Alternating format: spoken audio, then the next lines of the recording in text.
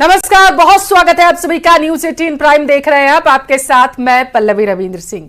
नमस्कार, मैं हूं आपके साथ हेमंत कुमार। और सबसे पहले आज शुरुआत करेंगे बांग्लादेश में तख्ता पलट की खबर के साथ।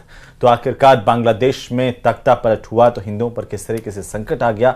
25 से ज्यादा जिलों में अटैक का दावा किया जा रहा है, लेकिन इसकी कई वजहें हैं। पहली बड़ी वजह तो यह कि सरकार के हटने के बाद बांग्लादेश में लॉ एंड ऑर्डर बुरी तरीके से फेल हो चुका। एक और बड़ी वजह यह कि बांग्लादेश में हिंदुओं को शेख हसीना का समर्थक जो है वो माना जा रहा। और यह भी कह सकते हैं कि बांग्लादेश जैसे मुस्लिम बहुल देश में हिंदू परिवार एक आसान टारगेट माने जाते हैं।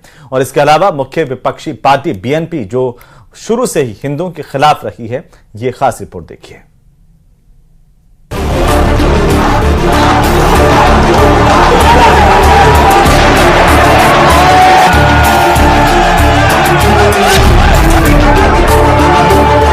हिंदू भाई बुद्ध भाई जो हैं उन लोग के घर में जाके मंदिर में जाके आग लगा रहे हैं।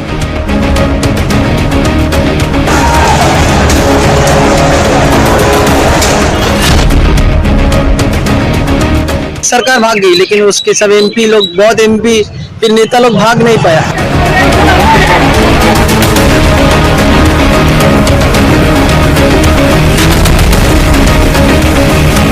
बांग्लादेश में जितने भी सिंपल हिंदू फैमिलीज हैं, इंडिया में हम लोगों को आश्रय दीजिए। ये एक ही दिन में हिंदुओं के लिए नर्क बन गए बांग्लादेश की तस्वीरें हैं। ये बांग्लादेश की वो अभागी संतानें हैं जिन्हें कट्टरपंथी ढूंढ ढूंढ कर मार रहे हैं। हिंदू घरों पर हमले हो रहे हैं, हिंदुओं के घर लूटे जा रहे हैं, हिंदू महिलाएं बच्चियां जान बचाने के लिए भाग रही हैं, हिंदू मंदिरों को तोड़ा और लूटा जा रहा है। बांग्लादेश के इस नए नर्क में फंसे हिंदू सोशल मीडिया के जरिए दुनिया से खुद को बचाने की अपील कर रहे हैं। अभी बांग्लादेश का माहौल कल बहुत खराब हो गया था, फिर भी बांग्लादेश की आवामी लीग की सरकार भाग गई, लेकिन उसके सब एमपी लोग, बहुत एमपी फिर नेता लोग भाग नहीं पाया। अभी तक वहाँ पे है, वही लोग दंगा फसाद करने की कोशिश कर रहे हैं।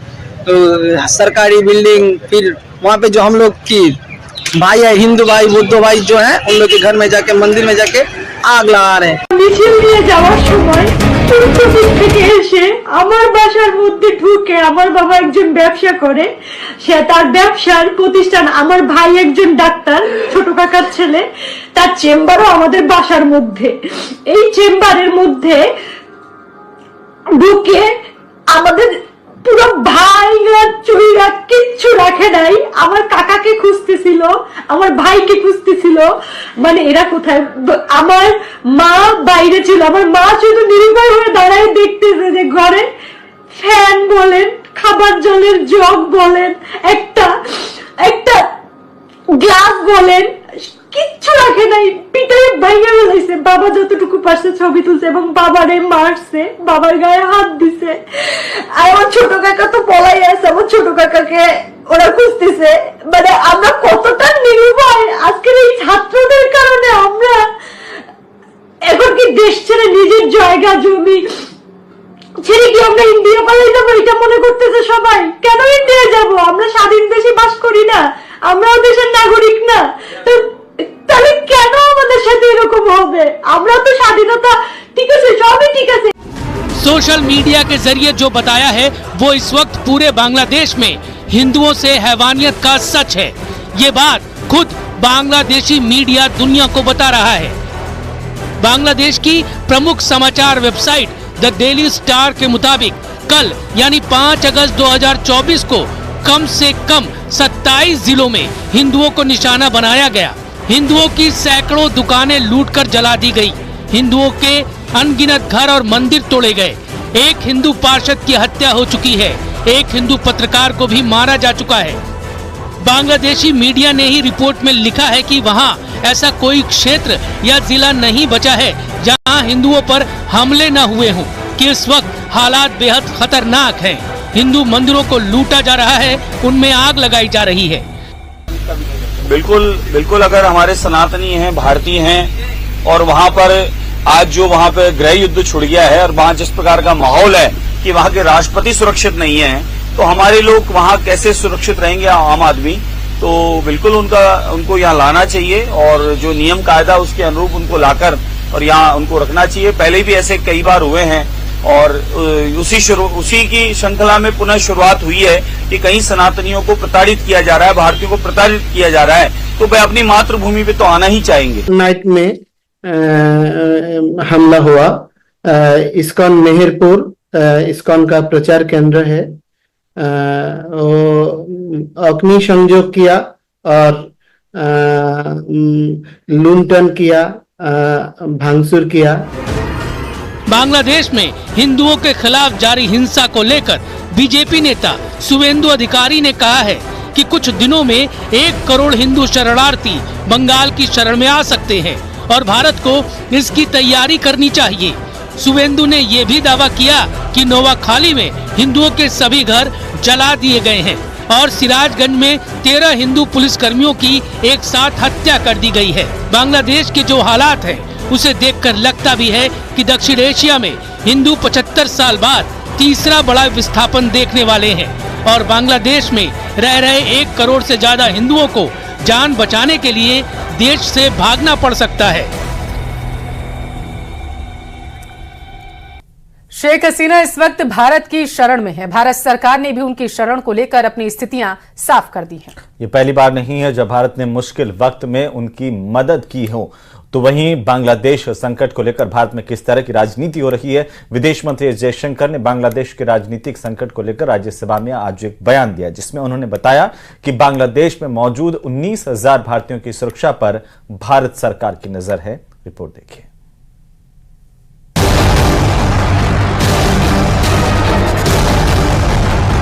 दक्षिण एशिया में राजनीतिक स्थिरता को बहाल रखने के लिए भारत सरकार की तरफ से क्या कदम उठाए गए हैं? We are also monitoring the situation with regard to the status of minorities. ये लेसन है न सिर्फ बांग्लादेश के लिए बल्कि हर एक डिक्टेटर के लिए। बांग्लादेश में पैदा हुए राजनीतिक संकट पर विदेश मंत्री एस जयशंकर ने राज्यसभा में बयान दिया। इस दौरान उन्होंने 4 बड़ी बातें कही कि बांग्लादेश में 19,000 भारतीयों की सुरक्षा पर भारत सरकार की नजर है। भारत सरकार बांग्लादेश में अल्पसंख्यक समुदाय की सुरक्षा को लेकर चिंतित है। बांग्लादेश के मसले पर सदन से सहयोग की अपील है। इस्तीफे के बाद शेख हसीना ने भारत आने की इजाजत मांगी थी, जिसके बाद भारत सरकार ने उनके आने की व्यवस्था की। विदेश मंत्री ने राज्यसभा में बताया कि बांग्लादेश में आरक्षण आंदोलन का एकमात्र एजेंडा था कि शेख हसीना प्रधानमंत्री पद से इस्तीफा दें। इसके बाद देश भर में हिंसा फैल गई। पूरे देश में संपत्तियों को आग लगा दी गई। अल्पसंख्यकों के बिजनेस और उनकी संपत्तियों को नुकसान पहुंचाया गया। विदेश मंत्री ने सदन को बताया कि जुलाई में हजारों भारतीय छात्र देश लौट आए थे, लेकिन अभी भी हजारों छात्रों समेत कुल 19,000 भारतीयों की सुरक्षा पर सरकार की नजर है। We are in close and continuous touch with the Indian community in Bangladesh through our diplomatic missions. We are also monitoring the situation with regard to the status of minorities. Prime Minister Sheikh Hasina apparently made the decision to resign. At very short notice, she requested approval to come for the moment to India. We simultaneously received a request for flight clearance from Bangladesh authorities. She arrived yesterday evening in Delhi. Congress ने लोकसभा में भी बांग्लादेश का मुद्दा उठाया। कांग्रेस सांसद मनीष तिवारी ने सरकार से जानना चाहा कि बांग्लादेश में राजनीतिक अस्थिरता संभालने के लिए भारत सरकार ने क्या कदम उठाए हैं। मैं सरकार से ये जानना चाहता हूं कि पिछले कुछ वर्षों में दक्षिण एशिया में राजनीतिक स्थिरता को बहाल रखने के लिए भारत सरकार की तरफ से क्या कदम उठाए गए हैं। संसद के बाहर भी बांग्लादेश में हुए तख्तापलट पर खूब सियासत हुई। कांग्रेस ने इस मुद्दे पर सधी हुई राजनीति की तो शिवसेना यूबीटी ने इशारों में सरकार पर निशाना साधा, जबकि सत्ता पक्ष के नेताओं ने बांग्लादेश के हालात पर चिंता जाहिर की। ये जिस तरह से सब कुछ हुआ है, मुझे लगता है कि ये एक भारत के लिए सही नहीं है, तो हमें नई रणनीति के साथ काम करना पड़ेगा। वहाँ जो हमारे भारतीय हैं और भारतीय मूल के लोग हैं और जो वहाँ पे अल्पसंख्यक हैं, उन सबकी सुरक्षा का पूरा बंदोबस्त होना चाहिए। देश की हालत देखिए, ये इसलिए कि कि लोकतंत्र के नाम पर वहां तानाशाही चला रही थी। जो रिपोर्ट आ रहा है और ओवरऑल परिस्थिति बड़ा अलार्मिंग है, मुझे पक्का लगता है भारत सरकार की नजर होगी, लेकिन बहुत चिंता की विषय है। हमारा काफी बॉर्डर उनसे लगता हुआ है, तो हमें इसलिए सचेत रहने की आवश्यकता है। बांग्लादेश तो अपने हिसाब से जो मुस्लिम कंट्री होते हैं अपने हिसाब से जो भी डेवलपमेंट करेंगे, लेकिन हमें सचेत रहने की आवश्यकता है। बांग्लादेश के मुद्दे पर विपक्षी नेताओं के सुर एक जैसे नजर आए। नेशनल कॉन्फ्रेंस के नेता फारूक अब्दुल्ला और समाजवादी पार्टी के नेता वीरेंद्र सिंह ने संजय राउत के सुर में सुर मिलाया, तो आरजेडी नेता मनोज झा ने अपनी लच्छेदार भाषा में बांग्लादेश के सियासी संकट को बहुस्तरीय वास्तुकला का चरम दर्शन बताया। वहीं पप्पू यादव को बांग्लादेश के खराब हालत देखकर इंदिरा गांधी की याद आने लगी। ये लेसन है न सिर्फ बांग्लादेश के लिए बल्कि हर एक डिक्टेटर के लिए, हमारे भी डिक्टेटर के लिए यह है। डेमोक्रेसी के लिए जो एस्पिरेशन थे वो एड्रेस नहीं हुआ था। बीता चुनाव आप याद करिए, तो अगर इस पूरे आर्किटेक्चर को हम समझे, उसकी परिणति हुई है कि शेख हसीना को देश छोड़ना पड़ा। जिस देश में लोकतंत्र खत्म होता है और तानाशाही जब चरम सीमा पर आती है, तो उस देश में जनता कानून अपने हाथ में ले लेती है। ऐसे ही समय इंदिरा गांधी याद आ जाती है, जब भारत के रिश्तों के साथ उन्होंने कोई समझौता कभी भी ना अमेरिका से किया ना कहीं किया। आपको इंदिरा गांधी जी के निर्णय को के साथ कदम बढ़ाने पड़ेंगे। और बांग्लादेश स्वाभाविक दोस्त ही नहीं है, हमारा बिल्कुल सामाजिक, सांस्कृतिक, आर्थिक सभी तरह के दोस्त रहे। बांग्लादेश के हालात पर केंद्र सरकार ने संसद भवन में सर्वदलीय बैठक भी की। विदेश मंत्री एस जयशंकर ने सभी पार्टी के नेताओं को पड़ोसी देश में मौजूदा हालात की जानकारी दी। सूत्रों के मुताबिक बैठक में नेता प्रतिपक्ष राहुल गांधी ने सरकार से पूछा कि क्या बांग्लादेशी हिंसा के पीछे विदेशी ताकतों, खासकर पाकिस्तान का हाथ हो सकता है, जिसके जवाब में सरकार ने कहा कि पाकिस्तान के एक डिप्लोमेट सोशल मीडिया पर अपनी प्रोफाइल फोटो पर लगातार बांग्लादेश में हिंसा की तस्वीर लगा रहे थे, इसलिए इस एंगल की जाँच की जा रही है।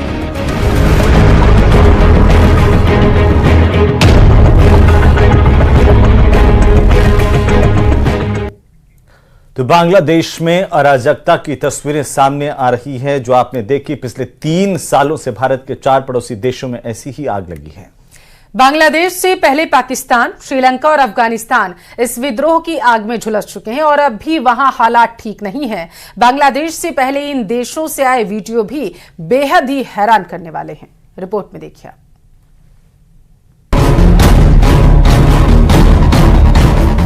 बांग्लादेश, पाकिस्तान, श्रीलंका, अफगानिस्तान पिछले कुछ सालों से भारत के पड़ोस में बवाल मचा हुआ है। भारत के पूर्वी छोर पर बांग्लादेश गृह युद्ध की आग में धधकता रहा और 5 अगस्त को जनता ने विद्रोह कर दिया। पीएम आवास में घुस गई जनता, पीएम आवास में मौजूद सामान को लेकर भाग रही है। ये है बांग्लादेश की पब्लिक। इसने शेख हसीना के घर की मुर्गी को भी नहीं छोड़ा। शेख हसीना का घर पूरी तरह लूट चुका है। जिसके हाथ जो लगा वो लूट कर फरार हो गया। बांग्लादेश की संसद में भी लोग पहुंच गए, वहां भी हंगामा होने लगा। हालात इतने खराब हो गए कि बांग्लादेश की पीएम को इस्तीफा देकर देश छोड़ना पड़ा। सेना ने मोर्चा संभाल लिया। ढाका की तस्वीरों ने पूरी दुनिया को सन्न कर दिया है। বাংলাদেশ আজকের এই সিচুয়েশন, এই হত্যাযজ্ঞ, এটা আপনাদের কারণে এবং আপনাদের ব্যর্থতার কারণে। এটা আপনারাই করতেছেন, আপনারা যদি সঠিক বিচারটা করতেন, শুরু থেকে যদি এটা মেনে নিতেন, তাহলে এত কিছু কোনোদিন হইতো না। এত অতিষ্ঠ, এত তিক্ততা, এত মানুষের দেয়ালে পিট। बांग्लादेश से लेकर श्रीलंका और पाकिस्तान से लेकर अफगानिस्तान, पिछले 3 सालों में इन चारों देशों में ऐसी घटनाएं हुई जिसमें उठापटक भी है और तख्ता पलट भी। पिछले 3 सालों में भारत के पड़ोसी इन 4 देशों का पूरा निजाम ऐसा बदला जिसकी तस्वीरों ने पूरी दुनिया को हैरान कर दिया। बांग्लादेश में जो 5 अगस्त 2024 को हुआ, वैसा ही कुछ पाकिस्तान में 9 मई 2023 को हुआ था। पाकिस्तान की जनता ने सेना के खिलाफ मोर्चा संभाल लिया था। पाकिस्तानी जनता जब सड़कों पर उतरी तो सेना के बम, गोले बारूद धरे के धरे रह गए। जनता ने पाकिस्तान के सबसे सुरक्षित जगह रावलपिंडी में पाकिस्तानी जनरल के दफ्तर को निशाने पर ले लिया। लाहौर में पाक आर्मी के 4th कोर कमांडर के घर को भी नहीं बख्शा। दंगाई बन चुकी आम जनता ने सरकारी और सैन्य एस्टेब्लिशमेंट पर आगजनी और हमले किए। हिंसा की 62 घटनाओं की पुष्टि हुई और इसके बाद कम से कम 40 इमारतें जला दी गईं। बर्बरता, लूटपाट और आगजनी की घटनाओं का नतीजा ये हुआ कि महज कुछ ही घंटों में शेख हसीना को देश छोड़कर भागना पड़ा। Getting what we deserve, what 16 crore or 18 crore people of this country deserves. Everyone is happy, everyone is cheerful, everyone is celebrating the Sarkar Patan. This has to be a historical day. 9 जुलाई 2022 श्रीलंका। आज से ठीक 2 साल पहले 9 जुलाई 2022 को श्रीलंका चल रहा था। वहां के राष्ट्रपति भवन से आई इन तस्वीरों ने सबको हिलाकर रख दिया था। लोगों ने श्रीलंका के राष्ट्रपति भवन में कब्जा कर लिया था, जिसकी जो मर्जी वो कर रहा था। कोई राष्ट्रपति के स्विमिंग पूल में नहा रहा था, कोई तोड़फोड़ मचा रहा था। हालात बद से बदतर हो गए थे। 2022 में श्रीलंकाई राजनीतिक संकट श्रीलंका में राष्ट्रपति गोटाबाया राजपक्षे और श्रीलंका के लोगों के बीच सत्ता संघर्ष की वजह से हुआ था। देश में आर्थिक संकट की वजह से जनता द्वारा किए गए सरकार विरोधी प्रदर्शनों ने इसे और हवा दी और हालत यहां तक पहुंच गई थी। बांग्लादेश इस वक्त भी पब्लिक नुमा बारूद के ढेर पर बैठा हुआ है। सत्ता का कंट्रोल सेना के हाथ में है, लेकिन पब्लिक अब भी गुस्से में डूबी हुई है। बांग्लादेश में जिस तरह पब्लिक ने शेख हसीना को भागने पर मजबूर कर दिया है, वैसे ही अफगानिस्तान में अमेरिकी सेना सिर पर पैर रखकर भागी थी। अफगानिस्तान के काबुल एयरपोर्ट की ये तस्वीरें 15 अगस्त 2021 को आई थी। अफगानिस्तान में जब तालिबान ने कब्जा किया था तो इन तस्वीरों को देखकर पूरी दुनिया सन्न थी। हालत ये हो गई थी कि 20 सालों से अफगानिस्तान में मोर्चा संभालने वाली अमेरिकी सेना को अपने जंग का साजो सामान भी छोड़ना पड़ा था। हेलीकॉप्टर्स को छोड़ना पड़ा था, आधुनिक हथियारों को छोड़ना पड़ा था। आखिरी वक्त में अमेरिकी फौज के लिए खुद की जान बचानी तक मुश्किल हो गई थी और इसी के साथ तालिबान ने अशरफ गनी की सरकार को सत्ता से हटाकर देश पर कब्जा कर लिया। अशरफ गनी को भी अफगानिस्तान छोड़कर भागना पड़ा। शेख हसीना 5 बार से बांग्लादेश के प्रधानमंत्री का पद संभाल रही थी। उनकी पार्टी के नेता और कार्यकर्ता अब तक उन्हें आयरन लेडी कहते आ रहे थे, लेकिन हालत देखी कि जब समय ने पलटी मारी तो आयरन लेडी को देश छोड़ने पर मजबूर होना पड़ा। देश के कई राज्यों में बारिश ने तबाही मचा रखी है। लगातार हो रही बारिश की वजह से नदियां उफान पर हैं। तो वहीं उत्तराखंड की अगर हम बात करें तो कई नदियां खतरे के निशान के आसपास बह रही हैं और महाराष्ट्र के नासिक में गोदावरी नदी में आए सैलाब की वजह से घाट और शहर पानी में डूब गए हैं। गुजरात के हालात बेहद ही खराब हैं, कई जिले पानी के आगोश में हैं। ये खास रिपोर्ट देखिए।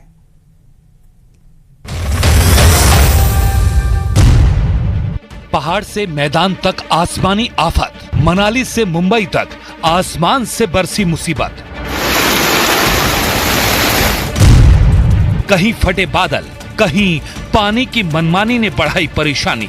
मॉनसून जैसे जैसे आगे बढ़ रहा है, लोगों के लिए मुश्किलें भी बढ़ती जा रही हैं। पहाड़ से लेकर मैदान तक, उत्तर से लेकर दक्षिण तक, हर तरफ मौसम की चौतरफा मार देखने को मिल रही है। मौसम विभाग ने भी आने वाले दिनों में कई जिलों में बारिश का अनुमान जताया है। यानी साफ है कि अभी आसमानी आफत से राहत मिलने के आसार नजर नहीं आ रहे। महाराष्ट्र में भी इन दिनों मुसीबत की बारिश हो रही है। लगातार हो रही बारिश से लोगों को उमस भरी गर्मी से राहत तो मिली, लेकिन लगातार हो रही बारिश की वजह से सड़कों पर पानी भर गया, जिससे भागती दौड़ती मुंबई की रफ्तार थम गई। सिर्फ मुंबई ही नहीं, पुणे में भी बादल जमकर बरसे, जिसके बाद पुणे के कई इलाकों में पानी भर गया। पुणे के सिंहगढ़ इलाके में इतनी बारिश हुई कि सड़कों पर घुटनों तक पानी भर गया। वहीं भारी बारिश के बाद पुणे के विट्ठल मंदिर के चारों तरफ पानी भर गया। मंदिर का गेट पूरी तरह से पानी में डूब गया। एक शोरूम में भी बारिश के पानी ने जमकर कहर मचाया। भारी बारिश के बाद शोरूम में घुटनों तक पानी भर गया और वहां रखा सारा सामान पानी में भीगकर खराब हो गया। गुजरात के राजकोट में भी भारी बारिश के बाद बाढ़ जैसे हालात पैदा हो गए। वहां कई रिहायशी इलाकों में पानी भर गया। मंदिर, मकान और दुकान पानी में डूब गए। हालात को देखते हुए प्रशासन ने लोगों से सुरक्षित जगह पर रहने की अपील की है। वडोदरा में आसमानी मुसीबत से लोग परेशान हैं। भारी बारिश के बाद वहां नदियां उफान पर हैं और कई गांवों में बाढ़ का पानी घुस चुका है। हालात को देखते हुए प्रशासन ने कई गांव के लोगों को अलर्ट जारी किया है। बारिश और बाढ़ की वजह से सड़क और खेत सब पानी में डूब गए। भरूच में तो बारिश से इससे भी बुरे हालात देखने को मिले। भीषण बारिश के बाद सूरत से अलंकेश्वर जाने वाला हाईवे पूरी तरह बाढ़ के पानी की चपेट में आ गया। हालात इतने बदतर हो गए कि लोग जान जोखिम में डालकर तेज बहाव को पार करते दिखाई दिए। भारी बारिश की वजह से हाईवे पर इतना पानी भर गया कि सड़क को देख पाना मुश्किल हो गया। तस्वीरों को देखकर ऐसा लगा मानो गाड़ियां नदी के बीच चल रही हों। सूरत में भी जलभराव की स्थिति ने लोगों की मुश्किलें बढ़ा दी। बालेश्वर गांव में भी हर तरफ पानी जमा हो गया। सड़कें, घर और गलियां सब पानी में डूब गए। ऐसे ही हालात चिखली गांव में भी दिखाई दिए। पहाड़ों पर कुदरत की चौतरफा मार पड़ रही है। वहां बारिश, बाढ़ और लैंडस्लाइड के साथ साथ उफनती नदियां लोगों को डरा रही हैं। उत्तरकाशी में इन दिनों नदी नाले लोगों को डरा रहे हैं। हालात ये हैं कि लोगों को कहीं जाने के लिए इन नदियों को पार करना पड़ता है। बच्चे भी जान जोखिम में डालकर स्कूल जाने को मजबूर हैं, क्योंकि इसके अलावा उनके पास कोई दूसरा रास्ता नहीं है। ऐसे में थोड़ी भी लापरवाही इन लोगों पर भारी पड़ सकती है। हिमाचल प्रदेश के मनाली में आसमान से आई मुसीबत ने जमकर कहर बरपाया। वहां बादल फटने से बाढ़ आ गई, जिसके बाद उस इलाके में हर तरफ तबाही की तस्वीरें सामने आईं। अचानक आए सैलाब की वजह से कई रास्ते बह गए, तो कई घरों को भी नुकसान पहुंचा। फिलहाल पूरे देश में बारिश का दौर जारी है और जगह जगह से बारिश और बाढ़ की तस्वीरें सामने आ रही हैं। ऐसे में हम सबको खराब मौसम में सजग और सतर्क रहने की जरूरत है। और चलिए इसी के साथ ही न्यूज़ 18 प्राइम में फिलहाल के लिए इतना ही। आप देखते रहिए न्यूज़ 18 राजस्थान। नमस्कार।